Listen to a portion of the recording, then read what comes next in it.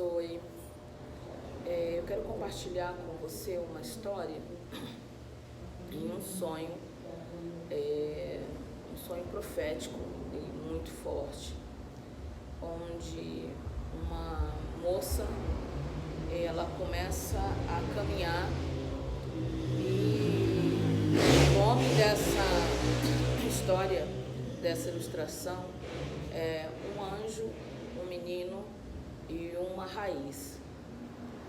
Esse trio foi algo tão forte nessa história que eu espero que você entenda, que fale no seu coração.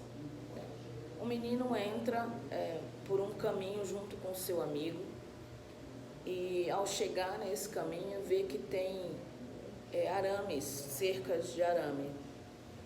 E quando ele consegue atravessar com o seu amigo, ele observa que vem atrás uma moça acompanhado de um homem muito alto.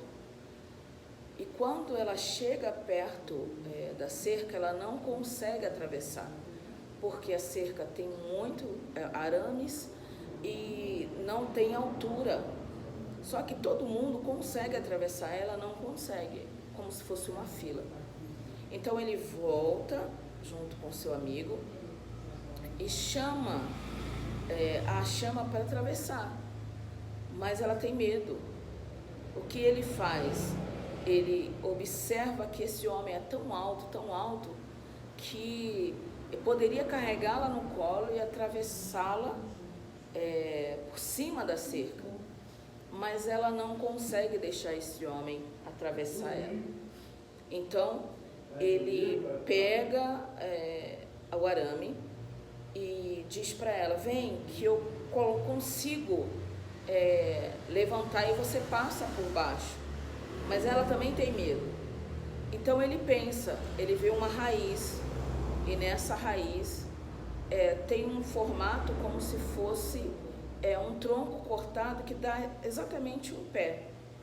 E ele consegue colocar o pé dela por baixo e levantar, e ela consegue colocar o outro pé naquela mesma posição da raiz. E o pé é exatamente o tamanho dela. E ele consegue abaixar totalmente, surreal, consegue abaixar totalmente o arame e ela consegue pular. Quando ela atravessa do outro lado, junto com essas duas crianças, o homem desaparece. E o menino, sorridente, diz assim: o anjo que estava com você me instruiu a fazer para que o medo não entrasse mais no teu coração. Porque a raiz é que rega e que coloca tudo na sua vida para que você dê o primeiro passo.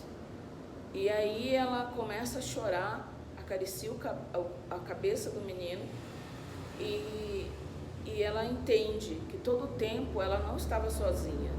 Deus tinha mandado um anjo para cuidar dela, mas o medo dela foi tão grande que ela não conseguia enxergar.